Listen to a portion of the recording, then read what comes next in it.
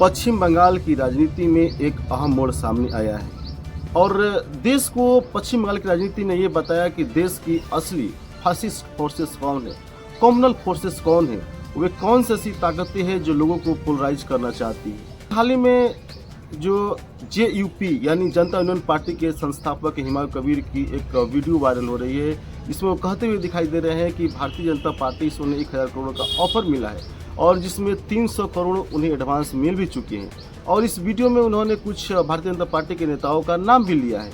और इस वीडियो के वायरल होने के बाद MIM यानी मजलिस इत्तेहादुल मुसलमीन के संस्थापक और सदर असदुद्दीन ओवैसी ने JUP से अपना गठबंधन तोड़ लिया है। और असदुद्दीन ओवैसी जिस प्रकार से असम में AIDF का प्रचार कर रहे हैं, जिस प्रकार से असदुद्दीन ओवैसी पूरे देश में लोगों को ये बता रहे हैं कि मुसलमानों को किस प्रकार से कांग्रेस सरकार द्वारा पिछले 70 साल में, चाहे किसी की भी सरकार हो, मुसलमानों के साथ भेदभाव किया गया, उनका राजनीतिक, शैक्षणिक और सामाजिक विकास नहीं हुआ, उनकी स्थिति दलितों से भी पीछे रह गई।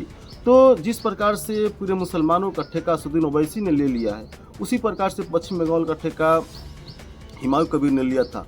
और हिमायू कबीर और असदुद्दीन ओवैसी दोनों मिलकर के पश्चिम बंगाल में गठबंधन करके ममता बनर्जी के खिलाफ में चुनाव लड़ने का ऐलान भी किया था। और असदुद्दीन ओवैसी हर रैली में, हर मंच पर जिस प्रकार से ममता बनर्जी को टारगेट करते हैं, उन्हें ये कहते हैं कि अब अल्पसंख्यकों का जो वोट है अब केवल ममता बनर्जी का ही नहीं है। आखिर असदुद्दीन ओवैसी ममता बनर्जी की आंखों में क्यों गड़ रहे हैं?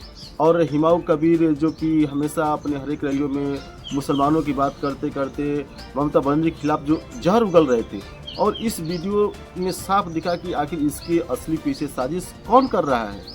और तृणमूल कांग्रेस ने जिस प्रकार से इस वीडियो पर कार्रवाई करने की मांग की, जांच की भी मांग की, और जब इस वीडियो में हिमायू कबीर से पूछा गया तो उन्होंने कहा कि AI जनरेटेड वीडियो है। आखिर इस वीडियो के पीछे क्या वजह हो सकती है, ये भी सोचने और समझने वाली बात है। क्या इस वीडियो से भारतीय जनता पार्टी की मानसिकता क्या है, उसके बैकग्राउंड क्या है, उसकी सोच क्या है, उसका जो पॉलिटिकल बैकग्राउंड क्या है, क्या ये पता चल जा रहा है या कुछ कारण कुछ और है? प्रकार से इस देश में दो पार्टियां, भारतीय जनता पार्टी वहीं दूसरी तरफ MIM, दोनों पार्टियां हर एक राज्य में चुनाव लड़ रही है। और दोनों पार्टियों का स्लोगन, जो कि मैं देश धड़कन टीम हर एक मंच पर ये बात कहते आया है कि एक जगह जहां जय श्री राम का नारा लगता है, वहीं अल्लाह अकबर का नारा लगता है। यानी कि धार्मिक नाराएं लगा करके दोनों पार्टियां जिस प्रकार से लोगों को जिस प्रकार से गुमराह करती है, कम्युनलाइज करती है, पोलराइज करती है, जिस प्रकार से देश के लोगों को बांटती है, उनका चाल, चरित्र और चेहरा भी सामने आ रहा है। और हिमायू कबीर को जो साहस मिल रही थी, जो हिमायू कबीर बाबरी मस्जिद के नींव की डालने की जो बात कर रहे थे, कहीं ना कहीं उसका लिंक इससे भी जुड़ा हुआ है। आखिर ऐसा नहीं है तो फिर असदुद्दीन ओवैसी ने बिना जांच के, बिना जाने पहचाने फिर हिमायू कबीर से रिश्ता क्यों तोड़ लिया? हर जगह कुछ कुछ पार्टियां हैं जो लोगों को कम्युनलाइज करना चाहती है, और देश के लोगों को ऐसी लोगों से सावधान रहना चाहिए, ऐसी पार्टियों से सावधान रहना चाहिए। और मैं बार बार हमारी देश धड़कन टीम कहती आई है कि आज़ादी के समय में जिस प्रकार से एक पार्टी विशेष से, जहाँ हिंदू महासभा नफरत करते आई थी, वही मुस्लिम लीग भी उस पार्टी विशेष से नफरत करती थी। और एक ऐसा समय है कि उसी पार्टी से एक जगह जहाँ भारतीय जनता पार्टी है, वहीं दूसरी तरफ मजलिस इत्तेहादुल मुसलमीन MIM है, और दोनों पार्टियां अपने लोगों को ये बताते हुए आते आई है कि हमारे लोगों के साथ पिछले 70 सालों से अन्याय किया गया और हमें इतिहास में हमें दबाया गया, हमें शैक्षणिक रूप से, सामाजिक रूप से, आर्थिक रूप से, तमाम रूप से दबाया गया। दोस्तों, जिस प्रकार से रंगनाथ मिश्रा का जो आयोग है, जिस प्रकार से कमेटी है, जिस पर रंगनाथ मिश्रा आयोग में किस प्रकार से मुसलमानों की स्थिति दिखाई गई थी, जिसमें ये बताया गया था कि दलितों से भी स्थिति जो है मुसलमानों की खराब है, और इन सब चीज़ों का हवाला देकर असदुद्दीन ओवैसी अपनी राजनीति करते हैं।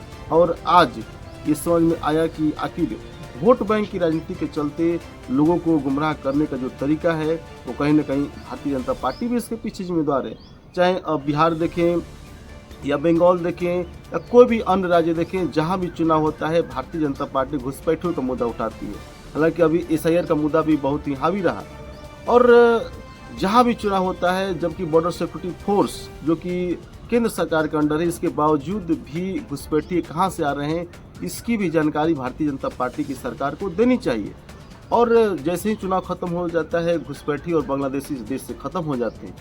दोस्तों, एक्चुअली बात कर रहे थे हिमायू कबीर की, जो कि नई नवेली पार्टी बना करके 182 सीट पर चुनाव लड़ने वाले थे। वो मुर्शिदाबाद से भरतपुर विधानसभा सीट से पिछली बार 2021 में टीएमसी की पार्टी से जीते थे और इस बार उन्होंने टीएमसी से अपना जो बैर था, जो टीएमसी से जो उनका जो झंझट था, टीएमसी से जो उनका टेंशन था, सबके सामने लाया और उन्होंने नई पार्टी का गठन किया और उनका एकमात्र लक्ष्य है कि किसी प्रकार से ममता बनर्जी की सरकार को उखाड़ फेंकना है। तो हालांकि उस वीडियो में हिमायत कबीर ये भी बोलते आ रहे हैं कि उन्हें डिप्टी सीएम का भी ऑफर मिला है।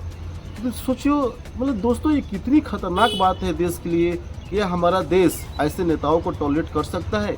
क्या हमारा देश ऐसे नेताओं को क्या राजनीति में प्रवेश भी करने देगा? जो भी हमारा देश यूनिटी इन डाइवर्सिटी, मतलब कि विविधता में विश्वास करने वाला देश है। हमारा देश अनेकता में एकता में विश्वास करने वाला देश है। हमारा देश ऐसे किसी भी कम्युनल फोर्सेस को टॉलरेट नहीं कर सकता है जो देश विरोधी है। ये देश हिंदू, मुस्लिम, सिख, ईसाई सबों का है। इस देश में सबों का योगदान है। इसलिए देश धड़कन जो हमारा प्लेटफॉर्म है वो देश के तमाम लोगों से ये बात बोलता है कि आप कभी भी कम्युनलाइज न बने, कभी भी आप फैनेटिक न बने, कभी भी फंडामेंटलिस्ट न बने। आप यूनिटी इन डाइवर्सिटी में विश्वास करें, क्योंकि जब हम एक हैं उसी में हमारा देश है, हमारे देश की यही पहचान है। दोस्तों, आपकी क्या राय है? क्या जो वीडियो जो वायरल हुई है हिमायत कबीर की, उसके पीछे आखिर कौन है? क्या हिमायत कबीर की ये वीडियो एआई द्वारा जनरेटेड है या भारतीय जनता पार्टी की इसमें कुछ साजिश या चाल है? आप अपनी राय कमेंट सेक्शन में जरूर दें और आप ये बताएं कि क्या पश्चिम बंगाल की चुनाव ममता बनर्जी के लिए बहुत ही मुसीबत वाली चुनाव है, या क्या इस वीडियो से भारतीय जनता पार्टी एक्सपोज हो चुकी है, भारतीय जनता पार्टी की मानसिकता एक्सपोज हो चुकी है, या हिमायत कबीर अब उनका भविष्य क्या होगा? दोस्तों, आपका कमेंट में आप जरूर करें। कमेंट सेक्शन में आपका कमेंट की इंतजार करते हैं और इस चैनल को लाइक और सब्सक्राइब जरूर करें। नमस्कार।